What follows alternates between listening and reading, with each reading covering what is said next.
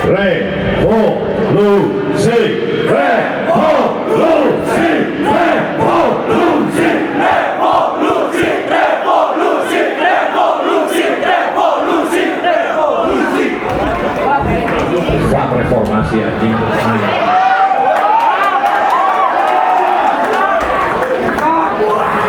Beberapa hal memang tidak bisa direformasi seperti Departemen Kepolisian. Siapa bilang itu bisa direformasi?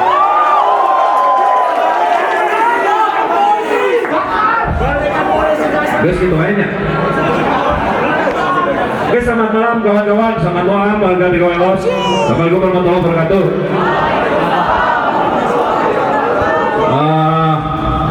Hari bos. Saya pikir malam ini tuh kayak apa ya? Mana diminta jadi pembicara, biasanya kalau jadi pembicara itu saya freestyle aja gitu ya, tapi tiba-tiba kawan-kawan dari Bandung bergerak pengen ada sejenis tulisan katanya kayak gitulah. Jadi saya bikin tulisan, tapi setelah bikin tulisan kayaknya kebablasan, jadi kayak seolah-olah ini jadi kayak pamflet politik gini, jadi kayaknya nanti akan sedikit membosankan. Tapi di luar itu semua, saya senang kembali kita berkumpul di Dagoelos malam ini. Dagoelos ini punya catatan penting dalam perjalanan politik alternatif di Kota Bandung. Semenjak kasus di 2017, seperti yang kita tahu, kawan-kawan membuat festival, mengorganisir di sini untuk melawan mafia tanah, dan gagasan pertama membuka aktivasi ruang kota, kampung kota itu dimulai dari Dagoelos, yang kemudian dikenal dengan Festival Kampung Kota. Jadi sekaligus terima kasih kepada warga Dagoelos yang juga mengizinkan kampungnya dijadikan ruang publik. Oke, waktu saya cuma 30 menit, jadi kayaknya mungkin ini akan saya persingkat dan saya nggak akan kemana-mana, nggak akan bacot kemana-mana gitu, maksudnya saya akan fokus beberapa poin. Semoga yang disingkat itu tetap menjadi tetap bisa didengar oleh kawan-kawan dan kemudian jadi gagasan bersama, didiskusikan bareng-bareng nanti di luar, nggak sekarang, saya yakin. Oke. Saya diminta untuk menjelaskan soal semangat zaman, mengeja semangat zaman dan upaya membangun gerakan politik alternatif.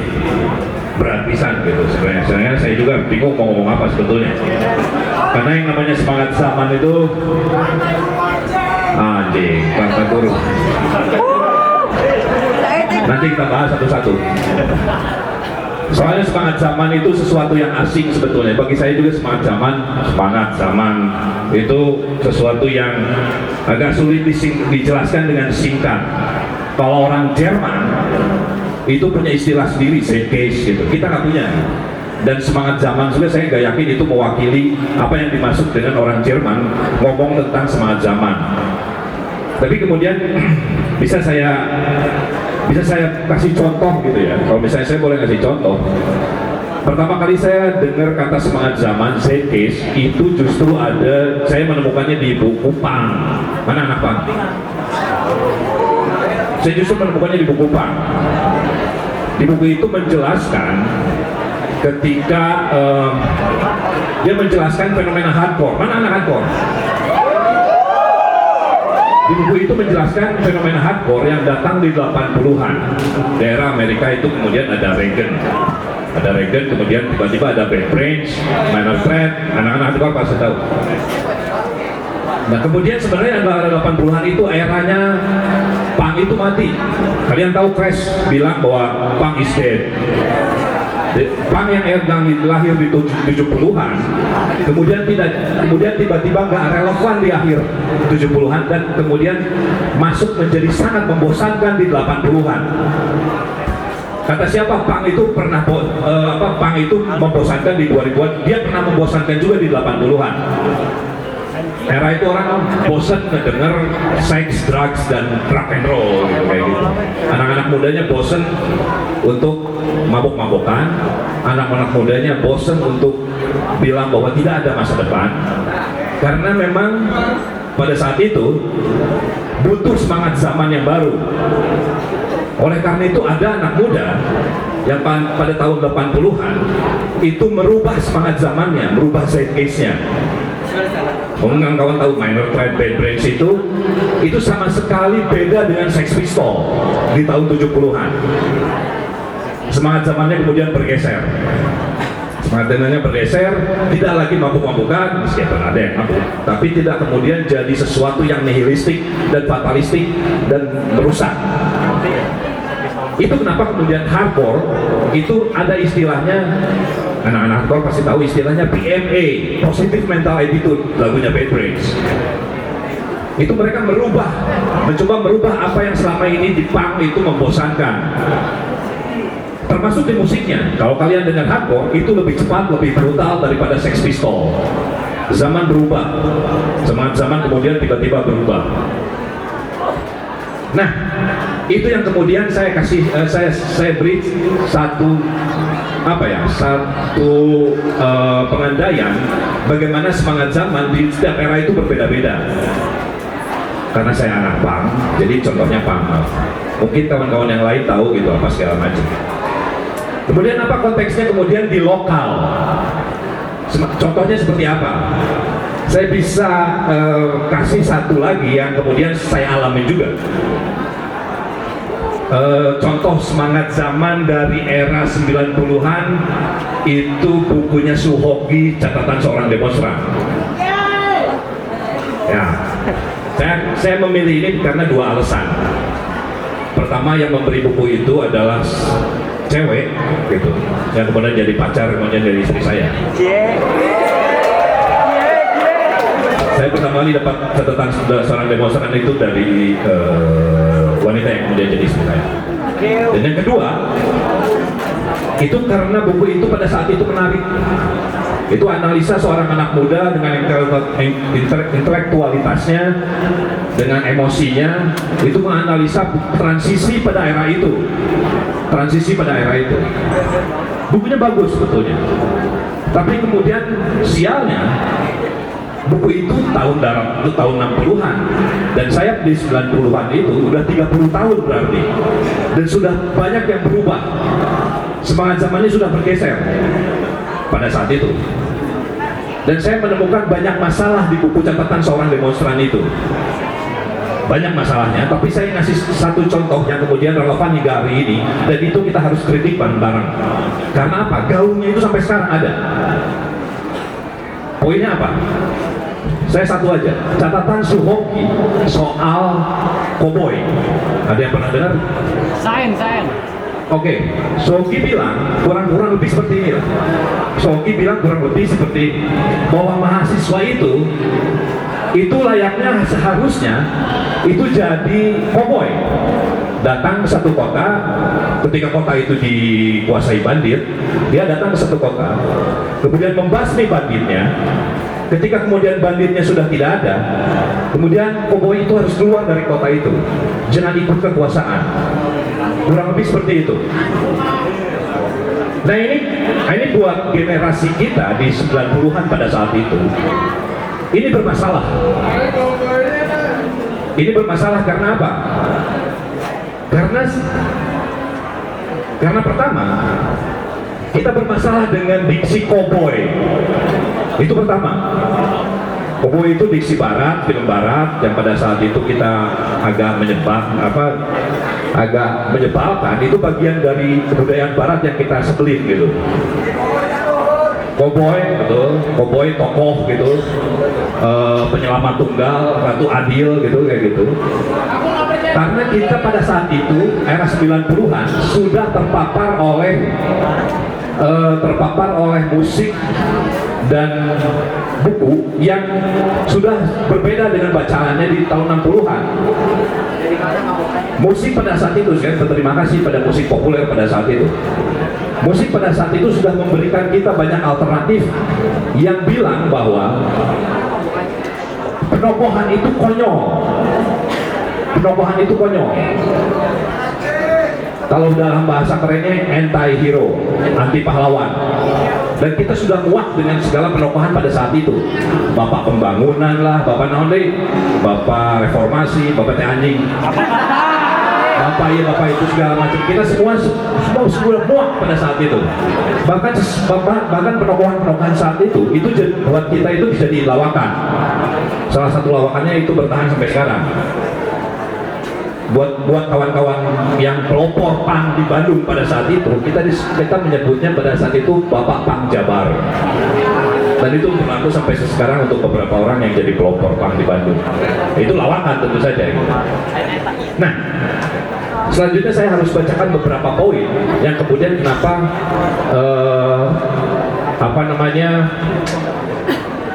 poin Koboi Suwoki itu sangat bermasalah. Dari kaca panogir.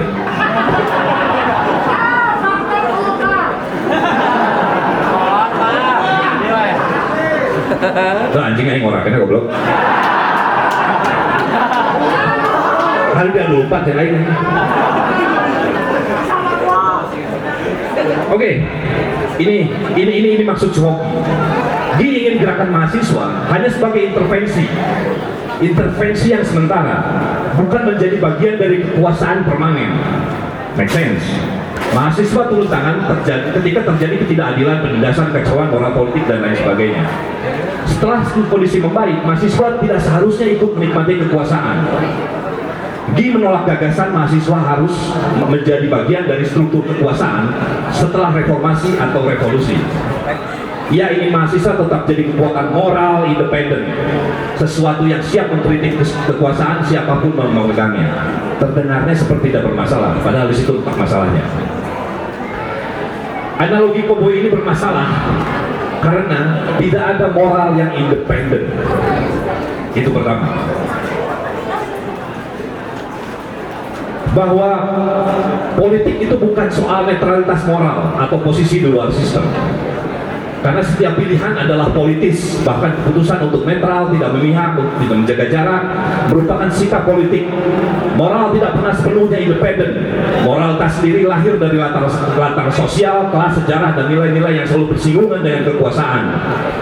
Kami dulu sering bergurau kalau Suwoki diberi umur panjang, dia mati muda. Umurnya sampai 27 kalau salah dia mati meninggal dunia saat naik gunung seperti yang kalian ketahui. Kalau gini diberi umur panjang, dia pasti akan merevisi opininya tentang koboi itu. Nah, ini bermasalah karena memang permasalahannya dia pengandaiannya aneh. Koboi seolah-olah masalahnya ada di individu, padahal permasalahan ada di kotanya. Kita membasmi bandit di kota, setelah banditnya mati kemudian keluar, padahal kotanya sendiri bermasalah. Yang bermasalah itu bukan 1-2 orang, bukan hanya 1-2 bandit, tapi kotanya yang bermasalah, kotanya yang harus dihancurkan. Itu jadi kemudian hubungannya apa dengan kita hari ini? Dalam konteks ini kita harus berhenti main koboi-koboyan, karena Zeitgeist ini bermasalah sampai hari ini. Kalau kawan-kawan dengar beberapa orasi kawan-kawan BEM kemarin, itu masih ada yang bilang bahwa kita itu harus netral, harus punya politik yang berdasarkan nurani, harus politik yang tidak dikotori oleh kekuatan di luar mahasiswa. Emang kekuatan mahasiswa apa? Ini saya bukan anti mahasiswa, tapi ini kritik. Bahkan ketika saya menjadi mahasiswa pun, ini kritik pada gerakan mahasiswa 98 yang seperti kita ketahui, kemudian setelah 98 bergabung dengan rezimnya itu bedol desa. Ya, kalian sekarang lihat angkatan saya itu ada di mana sekarang? Budiman Sujatmiko jadi apa sih?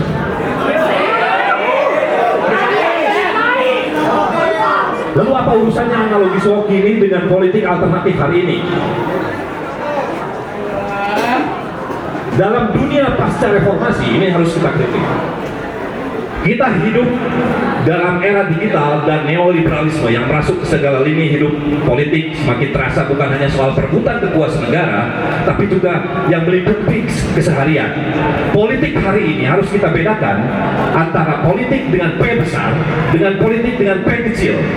Politik yang mengarah kepada kekuasaan dan politik yang bergulat dengan kehidupan warga sehari-hari. Itu kita harus pisahkan. Bahkan hari ini perjuangan yang dulu dianggap non politik seperti wilayah afek dan identitas ini justru jadi ranah utama politik seperti gender, lingkungan, relasi antar komunitas, semuanya politik. Dulu pernah ada peribahasa pas 98, kucing modal di genteng itu politis. Jadi apapun itu politis. Alih-alih menjunjung tinggi kebersihan moral yang utopis, sekali lagi utopis, kebersihan moral itu utopis, lebih utopis dari ide-ide anarkis. Kalau kalian pikir ide-ide anarkis utopis, kebersihan moral itu lebih utopis lagi, sama utopisnya, atau bahkan lebih utopis dari mereformasi sekali lagi Departemen Kepolisian. Kita butuh bentuk baru dan etika politik yang sadar posisi, yakni yang berpihak secara sadar, berani kotor untuk menciptakan perubahan. Aktivisme hari ini tidak bersandar pada elit politik. Aktivisme hari ini tidak bersandar pada Ratu Adil, tidak bersandar satu dua orang. Aktivisme hari ini lebih bersifat kolektif, lintas identitas dan melampaui logika pahlawan dan Ratu Adil. Dia mengandalkan kerja-kerja komunal, kerja-kerja kolektif, kerja-kerja bersama. Gak ada yang satu dua orang.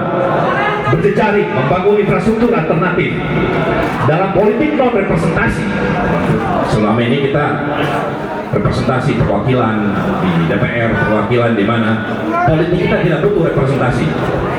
Kehadiran langsung di medan perjuangan adalah syarat mutlak. Gagasan moral independensi bisa jadi terjebak pada nostalgia perang intelektual berjalan. Alih-alih masuk keluar kota ala John Wayne, kalian tahu cowboy namanya John Wayne. Alih-alih masuk keluar kota seperti John Wayne, subjek politik hari ini senantiasa harus tetap hadir setiap hari di dalam kota. Ia tercipta lewat kerja komunitas, aksi jangka panjang, tidak mengharapkan hasil dalam satu malam, jatuh bangun dengan eksperimen-eksperimen. Bukan untuk merebut kekuasaan atau menjatuhkan kekaisaran, sekali lagi, bukan untuk merebut kekuasaan atau menjatuhkan kekaisaran, tapi untuk menciptakan dunia baru. Dengan sendirinya, kita menciptakan dunia baru. Kekaisaran otomatis terlegitimasi. Saya nggak punya cetak biru atas apa yang kemudian harus dilakukan tentunya. Tapi kita bisa mulai dengan melihat apa yang salah dengan demokrasi hari ini. Kita menyaksikan ini demokrasi, saya ngomong demokrasi hari ini, demokrasi yang kita kenal, demokrasi representatif, demokrasi perwakilan, demokrasi liberal, apapun namanya. Kita menyaksikan pemilu datang dan pergi. Tokoh-tokoh baru muncul dengan jargon lama di baligo dan spanduk yang desain grafisnya berkompetisi untuk menjadi yang paling buruk. Kita sebagai warga ditakdirkan menjadi penonton, hanya diberi peran 5 menit di bilik suara.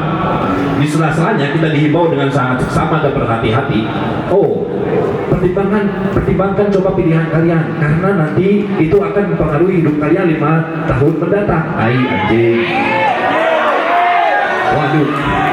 Apapun yang kalian coblos tidak akan berpengaruh pada hidup kalian.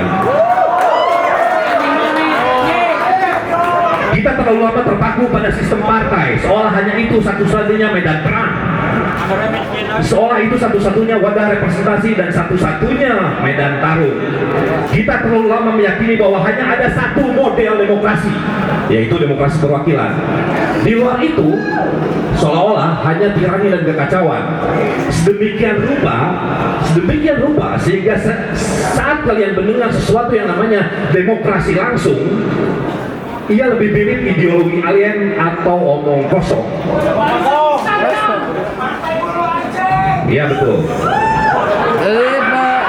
Kita dibesarkan dalam sistem yang percaya bahwa keputusan harus diserahkan pada yang lebih tahu.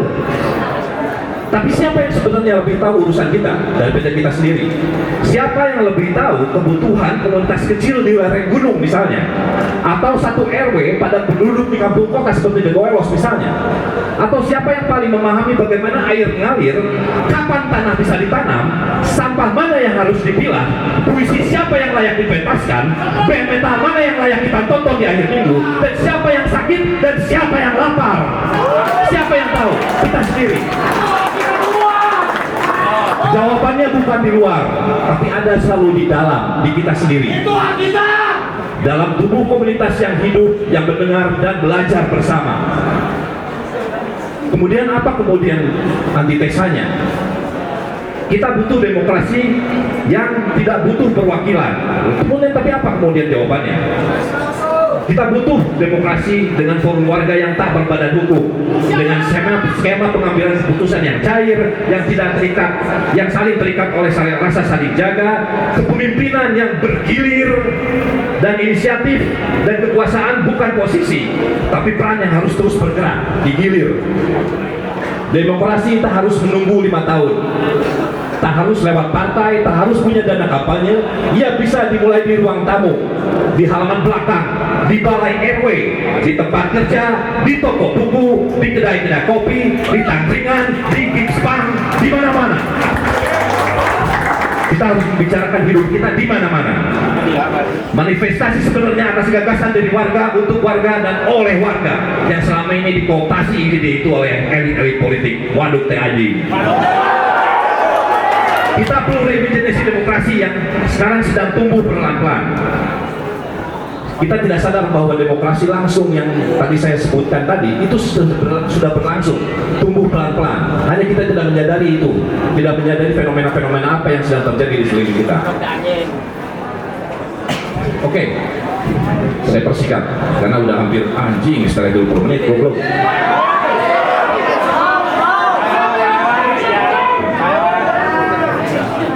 Kita kurang skipnya, ada beberapa hal yang perlu skip, yuk pak, protokol soalnya. Oke.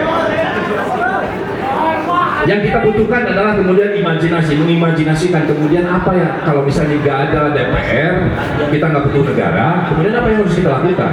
Karena itu yang jawaban yang harus kita diskusikan ke depan, diskusikan di mana-mana seperti yang saya bilang tadi. Kemudian gantinya apa? Kita memang membenci DPR, tapi kemudian kalau nggak ada DPR, kemudian apa yang harus kita lakukan? Banyak. Ya terdengar seperti menghayal, tapi justru disitulah letak titik awalnya. Mari kita imajinasikan. Yang kita butuhkan adalah imajinasi sebagai tindakan politik, membayangkan bentuk baru demokrasi, bukanlah kemewahan intelektual, sama sekali bukan urusan orang-orang akademis juga, tapi tindakan politik yang paling mendasar. Apa contoh mengimajinasikan politik non representasi untuk konteks lokal hari ini? Bagaimana membayangkan kemungkinan politik baru di luar logika wakil rakyat, partai, lembaga negara, bahkan di luar format aksi massa tradisional. Sebelum bayangkan, sebelum kita mengimajinasikan, saya sudah nulis beberapa daftar yang sudah bukan lagi imajinasi, tapi sudah terjadi di banyak tempat dalam konteks bertumbuhnya ruang-ruang otonom. Saya tidak akan menyebutkan ini ada di mana dan siapa yang melakukan, kalian pasti tahu. Pertama, gerakan petani yang melawan perampasan tanah, di mana masyarakat membentuk forum-forum sendiri, tidak ada perwakilan DPR apa segala macam, ormas segala macam. Gerakan petani yang melawan perampasan tanah, di mana masyarakat membentuk forum-forum sendiri, membuat tenda perjuangan, memblokade akses masuk bagi alat berat, bahkan membangun lumbung alternatif untuk melawan proyek tambang atau infrastruktur. Kalian tahu di mana? Kolektif swakelola yang lahir dari penolakan sejumlah anak muda terhadap penindasan sistem upah yang tidak adil dan hasrat untuk keluar dari siklus waktu kapitalisme. Bikin swakelola karena dia capek kerja dari jam 8 sampai jam 5. Bikin swakelola dengan teman-temannya, bikin bareng-bareng, tidak ada bos, tidak ada buruh, swakelola. Itu udah terjadi di mana-mana. Kelompok-kelompok kerja literasi yang membangun pustakanya sendiri, kolektif desainer grafis yang menggagas unit kerja kota, yang mulai membuat ruang hidup yang bersahabat dengan kawan-kawan disabilitas, hingga mengkampanyekan isu-isu krusial di akar rumput. Kolektif desainer grafis mengkampanyekan isu-isu krusial di akar rumput, semilitan agensi kreatif mengkampanyekan iklan rokok di ruang-ruang publik. Jaringan perpustakaan jalanan, mana kawan-kawan perpusjal? Jaringan perpustakaan jalanan yang menyebar tak lagi hanya di kota-kota besar. Anak muda pedesaan yang membangun kolektif tani dan berkooperasi. Mana kawan-kawan Black Farm Municipal, kayaknya malam ini datang, kawan-kawan Sukatani. Kelompok pertemanan di satu kabupaten yang memfungsikan juga kedai kopinya sebagai ruang diskusi dan berdialog di komunitasnya untuk memecahkan masalah-masalah di sekitar mereka. Gerakan kampung kota yang melawan penggusuran lalu menciptakan sistem tata kelola otonom, musyawarah kampung, dan koperasi warga. Hidup dan Goelos. Komunitas pertanian regeneratif yang melawan food estate. Generasi terburuk sastra Indonesia yang menolak sastra arus utama membuat jaringan distribusi otonom untuk terbitan prapesan puisi dan esai-esai mereka. Komunitas adat dan masyarakat hukum tradisional yang tidak bekerja dengan logika perakilan tapi logika kolektif, musyawarah, dan relasi ekologis yang menyatu dengan tanah. Gerakan pasar gratis yang melapak sandang bagi siapapun yang membutuhkan, terutama tunawisma. Sekelompok anak muda yang membuat dapur kolektif. Mereka bukan LSM, bukan organisasi partai. Mereka hanya berkumpul, memasak bersama, mendistribusikan makanan ke warga yang membutuhkan. Berawal saat pandemi menghantam, lalu merawat tradisinya saat pandemi usai. Gerakan peduli warga yang membuat etalase nasi gratis bagi siapapun yang membutuhkan dan menyediakan media bagi mereka yang ingin berbagi.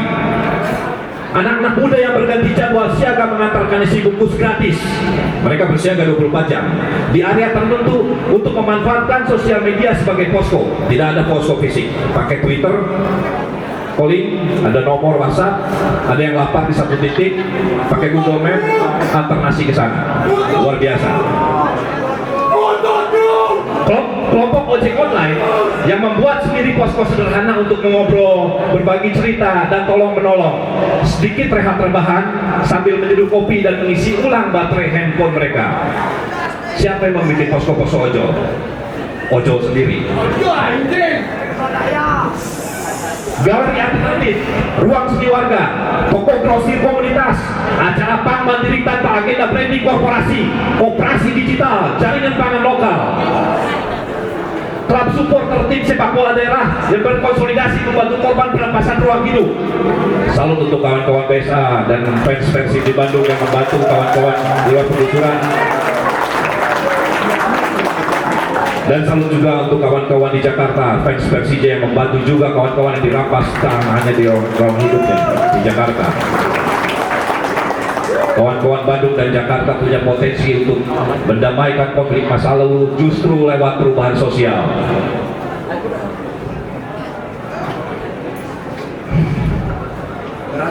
Proyek seperti data partisipatif dan arsip kolektif yang menjadi bentuk baru demokratisasi informasi di luar media arus utama. Kolektif jurnalis lokal yang menggagas media yang berkomitmen untuk mengabarkan setiap geliat pemberdayaan di kota, termasuk membuat kelas-kelas jurnalisme warga agar warga dapat memberitakan sekelilingnya. Hidup Bandung bergerak. Generasi baru yang melihat infrastruktur digital sebagai ruang potensial, meskipun mereka sadar platformnya dimiliki oleh korporasi, warga menggunakannya untuk produksi pengetahuan bersama. Wiki warga, kanal YouTube pendidikan, podcast sejarah rakyat, dan lain sebagainya. Semua ini tidak didesain untuk masuk dalam sistem perwakilan formal, DPR, pilkada, apapun, melainkan untuk menjaga ruang hidup, membangun kekuatan kolektif, dan mengganggu logika pembangunan dari negara dan pasar. Dengan melihat sebagian dari modal sosial yang disebutkan tadi, itu cuma sebagian. Dari melihat sebagian modal sosial yang saya sebutkan tadi, mari kita imajinasikan ini. Sekarang kita boleh imajinasikan. Ini beberapa yang kemudian sebetulnya nggak imajiner amat, tapi dia datang dari pengalaman banyak kawan-kawan sehari-hari. Saya akan cerita satu hal yang diceritakan oleh beberapa kawan-kawan yang mengadvokasi buruh migran. Ada Harold malam ini. Harold, lain di mana kau lain? Harold adalah satu kawan lama yang mendedikasikan waktunya beberapa belakangan ini untuk mengadvokasi kawan-kawan buruh migran. Panjang umur lah ya. Perkumpulan buruh migran yang anggotanya ini imajiner, tapi saya dengar ceritanya dari berbagai kawan. Perkumpulan buruh migran yang anggotanya datang dari banyak daerah bukan sebagai pekerja formal, bukan pula sebagai penduduk legal. Datang ke sana untuk cari kerja. Kadang-kadang sangat ilegal. Mereka datang sebagai yang tak boleh disebut tubuh-tubuh yang bekerja di dapur, warung, sebagai kuli bangunan harian, sebagai pengangkut galon, sebagai penjaga malam. Mereka tinggal di petak-petak sewa harian yang tak terdata. Sebagian bahkan tak punya KTP. Sebagian lagi menunggu kartu BPJS yang tak kunjung datang. Tapi dari tidak keteraturan itu tumbuh sesuatu yang tak bisa dihitung dalam data statistik. Kolektif perlindungan yang lahir dari rasa saling menjaga. Mereka menyebutnya jaringan bayangan, shadow network. Bukan karena mereka ingin sembunyi, tapi karena sistem tak pernah benar-benar melihat mereka. Setiap Sabtu malam, mereka berkumpul di ruang sempit lantai 2 di atas bengkel motor. Ada yang membawa nasi, ada yang membawa senter, ada yang membawa cemilan dari kampungnya, ada yang cuma datang untuk diam dan mendengar. Di sana mereka berbagi kabar. Siapa yang sakit, siapa yang baru datang, siapa yang butuh tempat tinggal sementara. Tak ada pendataan, tapi semua tahu siapa tinggal di mana. Anak-anak muda membuat grup kecil dengan peta psikologi kota pakai Google Map, menandai titik-titik aman, rumah transit, toko pakaian murah, dan toko-toko mana yang bisa dipinjam utang tanpa bunga. Saat pandemi melanda dan bantuan tak pernah sampai ke petak mereka menciptakan dapur darurat. Makanan dimasak bergiliran dan didistribusikan dalam rute-rute malam hari. Kadang satu rumah hanya dapat nasi dan sayur walu, tapi semua kebagian. Tidak ada donatur, tidak ada proposal, yang ada hanyalah ingatan kolektif bahwa jika satu jatuh, yang lain ikut runtuh. Sekali lagi, demokrasi bagi mereka bukan soal hak pilih. Demokrasi adalah ketika satu keputusan lahir dari banyak tangan saat banyak perut merasa lapar bersama. Dalam tantangan sistem seperti ini, mereka menciptakan infrastruktur perasaan. Infrastruktur perasaan terdengar seperti frase yang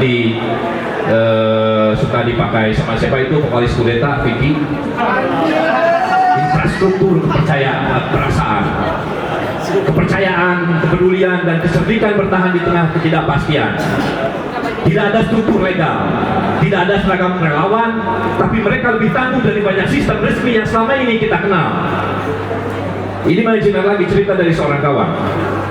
Di sebuah gang padat di pinggiran Semarang, di mana rumah-rumah berdempetan dan selokan sering mampet, warga membentuk satu sistem yang tak lazim, bank sampah berbasis sensor. Luar biasa. Bukan karena mereka akrab dengan teknologi, tapi karena mereka bosan pada solusi dari luar yang selalu gagal paham pada ritme kampung mereka sendiri. Berawal dari keresahan seorang pemuda lulusan STM membuat prototip sederhana ember plastik dengan sensor berat yang terhubung ke grup WhatsApp warga. Setiap kali ember terisi penuh, sensor mengirim pesan otomatis, oke penuh, harap wadah diganti, data masuk ke log. Warga pun mulai saling pantau, bukan karena diperintah, tapi karena mereka tahu semua orang bisa melihat siapa yang membuang apa, kapan, dan seberapa banyak. Bayangkan sistem yang sampah yang dikelola oleh warga sendiri, karena sadar kalau sampah itu akan menimbulkan penyakit dan saya akan terdengar seperti penyuluh kesehatan kalau saya teruskan. Seminggu sekali mereka mengadakan rapat log. Di sana data sampah bukan sekedar angka, tapi jadi titik tolak untuk bicara siapa yang kelebihan sampah, siapa yang paling rajin memilah, siapa yang belum ikut sistem. Tidak ada hukuman, tidak ada denda, tapi kesepakatan dibuat berdasarkan cerita. Oke, minggu ini rumah Bu Dedeh tidak ada yang setor. Kenapa? Mereka ngecek, oh karena cucunya sakit. Oke, minggu ini tugasnya diganti orang lain. Demokrasi dibentuk oleh saling percaya dan saling memantau. Imajinasikan juga jika bank sampah ini tidak menyimpan uang sama sekali, tapi menyimpan nilai tukar sosial. Setiap kilo plastik bersih bisa ditukar dengan menit koneksi wifi atau potong harga gas LPG, bantuan token listrik, atau bantuan servis alat rumah tangga, atau apapun yang bisa kita imajinasikan. Demokrasi model ini hadir bukan dari hiruk pikuk siapa yang layak dipilih dan berkuasa, melainkan dari upaya kolektif yang lelah dengan kondisi sampah di kampung mereka. Ini satu cerita lagi, menarik. Di sebuah kawasan pesisir di Sulawesi, warga membentuk pertemuan rutin untuk memetakan ancaman reklamasi dan perubahan iklim. Tidak ada pemimpin tetap, semua bergilir. Setiap keputusan diambil lewat diskusi terbuka. Mereka membuat peta kawasan sendiri, membagi tugas jaga pantai, mengatur kapan waktu panen yang paling aman untuk laut. Tidak ada PowerPoint ke pemerintah untuk berisi presentasi permohonan bantuan, donasi atau apapun. Yang ada hanya kepercayaan bahwa hidup bisa bersama dikelola tanpa harus meminta izin dari luar.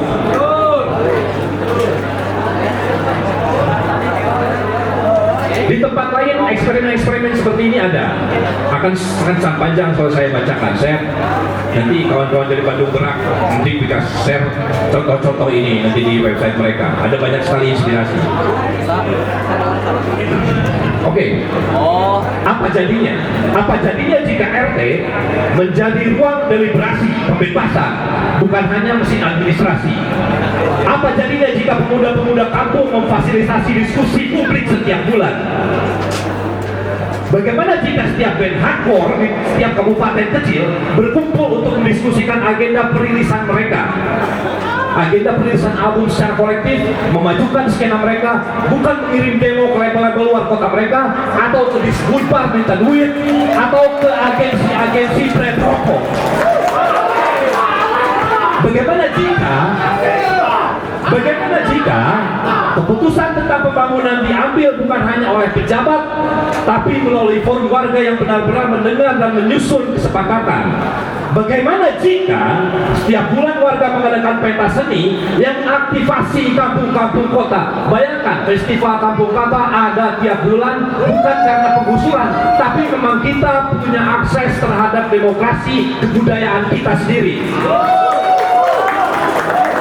Bagaimana jika komunitas para bomber graffiti di satu kota bergabung dengan forum komunikasi kampung kota, lalu membicarakan tentang agenda rutin mengecat mural di kampung kota yang dilabeli kumuh negara, dilabeli kumuh oleh negara pada program kotaku, kota tanpa kumuh. Sebelum dilabeli negara, mari kita mural semua kampung kota. Bagaimana pula jika para arsitektur dan planolog bersolidaritas dengan mereka membuat sebuah rancangan tata ruang hidup tandingan di kampung-kampung kota sebelum negara menggusur mereka dengan dalih kota harus cantik. Sekali lagi, ini bukan sekedar sadar teknologi, tapi membangun kultur politik baru. Politik yang bukan datang dari atas, tapi dari kedekatan antar warga. Jadi apapun sebutannya, apa itu komunitas otonom, demokrasi langsung, demokrasi non-partisipatif, kalian punya istilah sendiri silakan. Tapi yang pasti, upaya-upaya ini adalah upaya merebut kembali makna demokrasi dari tangan-tangan perwakilan yang telah terlalu lama memonopoli kuasa. Terhubung namun tidak dalam hierarki. Kita terhubung dengan satu sama lain. Kawan-kawan dari Gayolos terhubung dengan kawan-kawan di Pakal. Kawan-kawan Pakal terhubung dengan kawan-kawan di Kulon Progo dan seterusnya. Tapi tidak dalam rantai satu komando tunggal. Tak perlu menjadi besar. Kita telah belum menjadi besar, tapi banyak. Kecil tapi banyak. Kecil menduplikasi menjadi jamak, banyak menyebar dan beragam jauh lebih penting. Ia tidak menuntut untuk diwakili, tapi menuntut ruang hidup memproduksi hidupnya sendiri. Yang dibutuhkan sekarang adalah menghidupkan kembali bentuk-bentuk demokrasi seperti itu. Kalian hidupkan demokrasi dengan mulai bicara kanan kiri tetangga kalian, kawan antri kalian dan lain sebagainya. Bicarakan konteks demokrasi seperti apa yang bisa diaplikasi dalam ruang-ruang hidup kalian. Pendek cerita, kita harus melampaui obsesi kita terhadap negara. Capek anjing ngarep ke negara wae. Bukan berarti kita apatis, tapi kita sadar bahwa negara tidak lagi menjadi medan utama pertarungan politik. Negara bukan satu-satunya medan pertarungan. Politik yang penting sekarang adalah politik memproduksi kehidupan, saling jaga, merawat bersama, dan organisasi waktu hidup. Kita harus berhenti main koboi-koboyan, maaf kalau musuh hoki. Dan berhenti berharap perubahan datang dari mereka yang menuntut untuk dipilih di bilik-bilik suara. Saatnya membentuk dunia baru lewat praktik mikro, berulang, dan jamak. Kita tidak harus masuk ke dalam untuk mengubah dari dalam. Kayak berubah aja anjing. Politik pasca representasi bukan cuma alternatif saat sistem gagal. bukan alternatif saat sistem gagal. Ini adalah jalan lain, bukan sekedar alternatif, tapi merupakan jalan lain. Another world is possible, jika boleh meminjam slogan pembangkangan kaum Zapatista di Meksiko. Terakhir satu lagi, SBA ya ini. Besok kita kembali ke ruang-ruang protes dan aksi massa. Kembali berkonsolidasi, membicarakan strategi perang dan taktik melawan militerisme yang sedang dicoba dinaikkan levelnya lewat undang-undang manipulatif. Besok kita kembali ke jalan menghadang polisi untuk menjadikan mereka superbody yang akan semakin sewenang-wenang lewat RUU Polri-nya. Kita masih menghadang RUU penyiaran dan RKUHP baru dengan pasal-pasal karetnya. Kita harus sadar itu semua sampai menang. Besok kita kembali ke ruang-ruang protes. Besok kita kembali perang di semua front. Namun jangan lupakan catatan penting soal politik akar rumput ini. Jangan pernah lupakan sama sekali. Kita harus memulai gerakan politik alternatif. Kerja yang tidak meledak-ledak, tidak heroik. Gak ada heroiknya untuk diskusi, kemudian bikin agenda komunitas, itu gak ada heroik-heroiknya. Membosankan. Tapi itu adalah ruh perubahan sosial hari ini. Besok jika kita besok perlu melempar molotov, kita lempar molotov. Tapi molotov bukan ruh perubahan sosial hari ini. Ruh perubahan sosial ada di kampung-kampung kota, di kampung kalian, di tetangga-tetangga RT RW dan tengah-tengah kalian untuk berubah apa yang harus berubah. Tidak seksi, tidak heroik, tapi itu penting. Kita harus terus menabur benih-benihnya seraya berimajinasi. Kita harus mengimajinasikan terus, karena ketika suatu hari nanti jika ada isu Dewan Rakyat hadir kembali, jika ada kemudian satu momen revolusi dan kemudian datang lagi isu Dewan Rakyat, kita sekarang punya alternatif fondasinya. Tahun 98 ketika transisi reformasi yang kemudian dinego jadi reformasi dan kemudian Soeharto terguling pada saat itu ada isu namanya Dewan Rakyat. Banyak komite aksi yang mengusulkan bahwa bentuk Dewan Rakyat, tapi gagal karena apa? Karena kita tidak punya fondasinya. Masyarakat hari itu tidak terbiasa dengan apa yang namanya demokrasi langsung yang tadi saya sebutkan. Kita harus memulainya dari sekarang, karena nanti jika ada waktu-waktu seperti itu lagi, jika ada revolusi yang dalam bentuk besar lagi, kita harus punya alternatifnya menggantikan sistem apa yang ada sekarang. Ini penting karena apa? Karena apapun nanti yang terjadi, kalau misalnya ada revolusi lagi, kalau kita tidak siap, akan selalu ada elit-elit politik yang akan mengambil alih. Percaya sama saya. 98 itu diambil alih oleh komplotan Amin Rais, Gus Dur, Megawati, Sultan, siapapun itu pada saat itu. Momen Ciganjur, kalian Google momen Ciganjur, itu momen kemudian pengambilan alih oleh elit-elit politik. Oke. Terima kasih kawan-kawan sudah datang malam ini. Saya pikir ini sudah cukup panjang untuk kemudian jadi bahan diskusi dan PR buat kita semua untuk mendiskusikannya di titik-titik kumpul kita semua. Salam pembebasan. Jangan lupa untuk tetap bernyanyi, menulis puisi-puisi kalian dan berdansa. Karena itu itu akan menjadi semangat zaman yang akan kalian catat.